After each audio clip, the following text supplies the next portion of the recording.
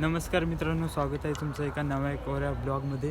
तर आज आम्ही ये मुंह से सुपारी निकाल के बात कर रहे बाबा। कॉलेजचे मित्र सर्व मिळून जात आहोत रायगडला फिरायला, रायगड किल्ल्यावर। तर खूप मजा येईल। तर ब्लॉग शेवटपर्यंत नक्की बघा। चॅनलवर कोणी नवीन असाल तर चॅनलला सबस्क्राईब करा आणि इथून हा ब्लॉग कंटिन्यू करूया। रायगड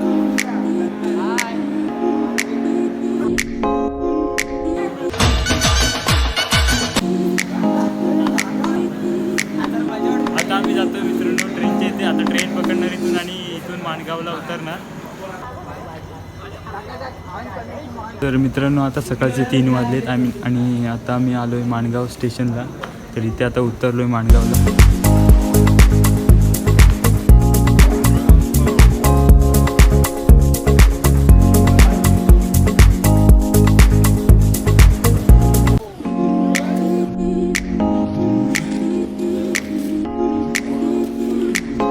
मित्रांनो आता आम्ही आलो माणगाव बस स्टँडला आणि आता इथून आम्ही बस पकडून जाणार आहोत रायगड किल्ल्याच्या पायथ्याशी। तर आता आमची 7:30ची बस आहे। हा बघा हर्षल। आता आम्ही रेल्वे स्टेशनवरून इथे आलो। इथून आता डायरेक्ट रायगड किल्ल्यावर जाणार। हे बघा सगळे आता इथे बसले।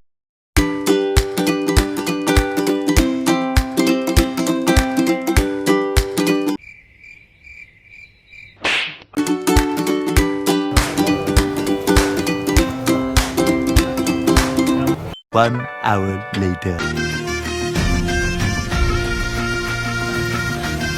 तर मित्रांनो आता आम्ही आलोय किल्ल्याच्या पायथ्याशी आलोय आता आम्ही आणि आता आम्ही चालत निघालोय वरती गडावर। Hello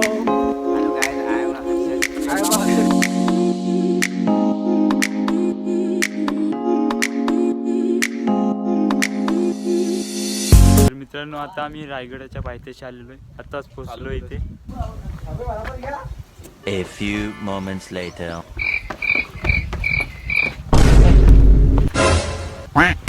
Wow! Very dangerous!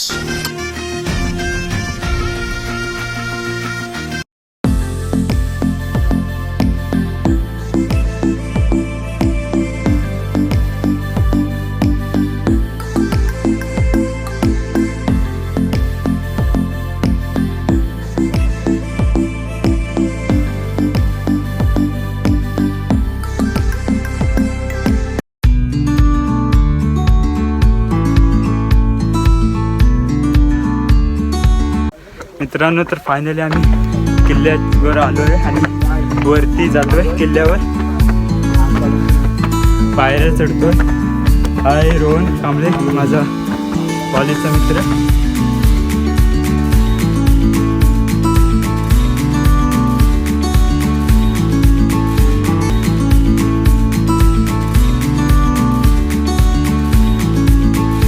मित्रांनो स्वराज्याची राजधानी असलेला रायगड आणि त्या किल्ल्यावर आम्ही आज आलोय। खूप खुश आहेत सगळे। हे गड किल्ले बघून आमच्या अंगावर फक्त आणि फक्त गुजबम्स येत आहेत। हर्षल कसं वाटतंय तुला इथे येऊन? मला इथे मस्त वाटत आहे। आणि पाय दुखत आहे। काय सांगशील? फिलिंग ढगात। साहिल कसं वाटतंय तुला किल्ल्यावर येऊन? ते माझं स्वप्न होतं कधीपासूनचं तू आज पूर्ण झालं। पूर्ण झालंय। वाटतं आनंद होतोय ना तर मी शब्दात सांगू शकत नाही। तर आता माझं एकच ध्येय आहे, नॉनस्टॉप वरती जायचं आहे, असायचं नाही कुठे। चला तर मग आता आम्ही भेटू तुम्हाला डायरेक्ट वरती।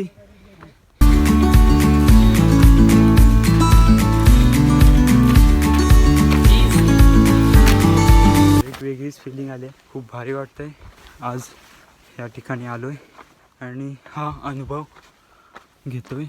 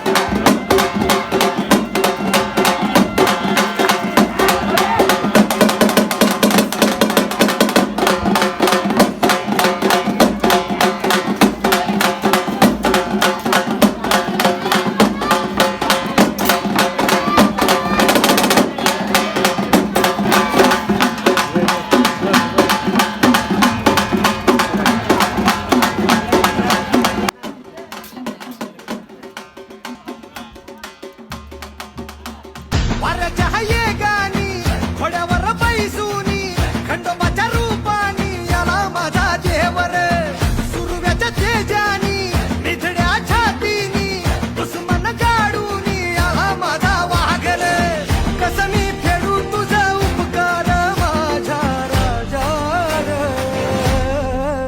माझ्या मनामंदी ध्यानामंदी शिवबाचं नाव रे माझ्या मनामंदी ध्यानामंदी शिवबाचं नाव रे हे माझ्या मनामंदी ध्यानामंदी शिवबाचं नाव रे माझ्या मनामंदी ध्यानामंदी शिवबाचं नाव रे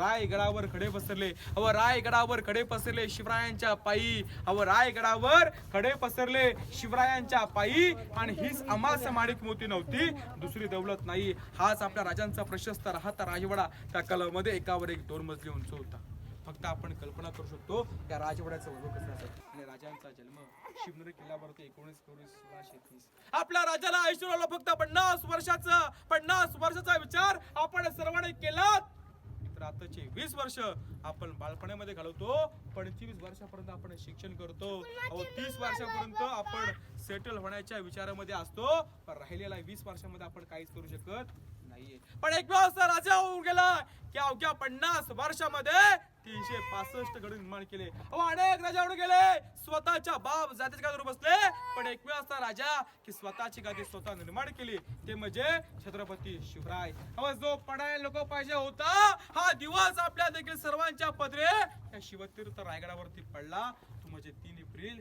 1680 हनुमान जयंतीच्या वेळेस दुपारच्या 12च्या पहरामध्ये अख्खा महाराष्ट्र पोरका झाला आणि आपल्या लाडक्या राजांचा अखेरचा श्वास आपल्या राजाला अखेरचा प्राण या चौतऱ्यावरती जगदंब जगदंब जगदंब खरंच सोडलेला आहे आणि इथूनच आपल्या राजांची अंत्ययात्रा मंदिर का त्या मंदिरासमोर आपल्या राजांची अंत्ययात्रा निघाली होती शिवरायांचं अखेरचं 10 वर्ष वास्तू ह्या ठिकाणी होतं शंभूराजे देखील या ठिकाणी 9 वर्ष राहिले होते राष्ट्रमाता जिजाऊमाता किल्ल्यावर त्या आल्या त्या याच ठिकाणी राहत असायच्या एवढ्या मोठमोठ्या लोकांची पाऊल खुणं या चौतारा लागेल या आता ज्याच्यावर त्या आपण उभे आहेत हा पूर्णपणे एल आकाराचा चौतारा या आपल्या राजांचं किचन रूम उत्पादन आहे शिवरायांच्या काळामध्ये राजांचं जेवण राण्यांचं राजघरातले जेवढे लोक होते त्यांचा स्वयंपाक हे राजांसमोरच केला जायचं कारण की त्या काळामध्ये विषबाधा हा प्रयोग खूप प्रमाणामध्ये केला जायचा राजांवरती कोणी विषबाधा करायला नको राजांचं स्वयंपाक हे राजांसमोर या ठिकाणी केलं जायचं हे पूर्णपणे राजांचं किचन रूम मुत्पादखाना आहे समोरचा तिसरा चौतारा या आपल्या राजांचं सचिवालय दप्तरखाना राजांचं ऑफिस राजांच्या अंडरमध्ये 365 गड होते या गडांचं लिखिती काम म्हणजे कागदी व्यवहारपत्र समोर चाललं जायचं ते राजांचं सचिवालय शेवटचा होता राजांचं दिवाणी खास राजांच्या काळामध्ये काय खास महत्वाची लोक होती त्या ठिकाणी बसायचे न्याय निवाडा केला जायचा आणि त्याची अंमलबजावणी सदरेवरती केली जात असायची आपण सर्वजण सदरेवरती जायचं आहेच पण या साईडला काय महत्वाचे स्पॉट आहेत ते पाहू तर आपण सर्वजण सदरेवरती जाऊया बोला छत्रपती श्री शिवाजी महाराज की जय त्या मातेने आपल्या बाळासाठी आपल्या जीवाची पर्वा देखील न करता रात्रीच्या 12 वाजता रायगड खाली उतरली अगं खर्च नव्हता काडे टोचले होते रक्ताच्या धाराने धराला त्या अवस्थेमध्ये की माय मौली आपल्या घरी जाते आपल्या तहण्या बाळाला कुशीमध्ये घेते आणि माय ममतेने दूध पाशे असे मातेच्या साक्षीने बांधलेला बुरुज तो हिरकणी खडाय 400 वर्षापूर्वी त्या मातेने दाखवून दिलं आपल्या बाळावरती काय प्रेम आहे या समोरच्या 2 इमारती का या इमारतीला इतिहासामध्ये मनोरे विजयस्तंभ बोलण्यात आले या इमारती त्या काळामध्ये एकावर एक 7 मजली उंच होत्या पैठणी कापडामध्ये मखमली गोंड्यामध्ये मखमलीच्या पडद्यामध्ये या इमारती सजलेल्या नटलेल्या होत्या लोक या इमारतीतून भारावून जायचे विचार करायचे त्या इमारती एवढ्या वैभवशाली असतील तर छत्रपती शिवरायांचा दरबार किंवा छत्रपती शिवरायांचा राजवाडा किती वैभवशाली असेल याच इमारतीतून कल्पना केल्याच्या इतिहासामध्ये मनोरे विजयस्तंभ बोलण्यात आले समोर तुम्हाला असं खाली आलेला दरवाजा दिसतोय का समोरचा आडवा पूर्ण उभा याला इतिहासामध्ये पालखी दरवाजा राजांची पालखी रायगडावर त्या दरवाजामधून आतमध्ये हा पालखी दरवाजा आहे समोर विटाच्या खोलीचं नाव टाकसाल छत्रपती शिवरायांच्या काळामध्ये नाणे मुद्रा आणि कॉइन छापलायचं त्या काळाचा महाराजांचा छापखाना आहे म्हणजे आजकाल आपण कशी बोलतो रिझर्व्ह बँक ती महाराजांची 400 वर्षापूर्वीची रिझर्व्ह आहे समोरची विटाची खोली समोरची आता गोळी मारच काय पडकी समोरची गोळी मारत ही आपल्या महाराजांची अष्टकोनी पालखणी आहे. आता आपण सध्या गॅलरी बोलतो आणि समोरची आता बोलतो ना चौकोनी खोली आयताकृती. या खोलीचं नाव आहे इतिहासामध्ये खलबतखाना, चेंबर फॉर सेक्रेट डिस्कशन. राजांच्या काळामध्ये गुप्तचर करत होते आणि प्रमुख होते बहिरूपी बहिर्जी नाईक. हे गावातून गडकिल्ल्यावर जाऊन माहिती गोळा करायचे. स्वराज्याचा तिसरा डोळा म्हणून बहिर्जी नाईकांना ओळखलं जातं. स्वराज्यामध्ये ज्यांचा शिवाचा वाटा असे बहिर्जी नाईक त्या अफजलाच्या 5 लाखाच्या फौजेमध्ये शिरून त्या अफजलासमोर कवळ्या गावून येणारे आणि अफजलाच्या दाढीला हात लावून येणारे आपले बहिर्जी नाईक होते. मरेपर्यंत देखील स्वतःच्या बायकोला कधी माहिती पडलं नव्हतं की बहिर्जी नाईक हे छत्रपती शिवरायांचे गुप्तचर खात्याचे प्रमुख असे बहिरूपी बहिर्जी नाईक माहिती गोळा करायचे. आणि चर्चा आत्मविश्वास इतिहासामध्ये गुप्त खलबतखाना बोलण्यात आलेला आहे. आपल्या सर्वांना खाली तलाव दिसते का? या तलावाचं नाव आहे इतिहासामध्ये पवित्र तीर्थ गंगासागर तलाव. छत्रपती शिवरायांच्या शिवराज्याभिषेक सोहळ्यासाठी काशीवरून गागाभट्ट आले होते. या गागाभट्टाने राजांच्या राज्याभिषेक सोहळ्यासाठी 7 नद्यांचं आणि 7 समुद्रांचं पाणी आणलं होतं. राजांचा राज्याभिषेक सोहळा होऊन जे पाणी उरलं त्या तलावावर टाकलं म्हणून तलावाचं नाव पडलं इतिहासामध्ये पवित्र तीर्थ गंगासागर तलाव. गंगा यमुना नर्मदा यांच्या आणल्या साऱ्या बहिणी आणले सप्त समुद्रांचे पाणी जले झाले तीर्थांचे घर आणि नाव त्याचे गंगासागर. आणि तलावाचं नाव पडलं इतिहासामध्ये पवित्र तीर्थ गंगासागर तलाव. राष्ट्रमाता जिजाऊमा साहेब आपण जर जन्मास आल्यात तर सांगण्यामध्ये तुलस आणि छत्रपती शिवरायांना जर आपण जन्माला घातले नसते तर दुसरे नसते. या महाराष्ट्रातला मंदिरावले उंच उंच उंच उंच.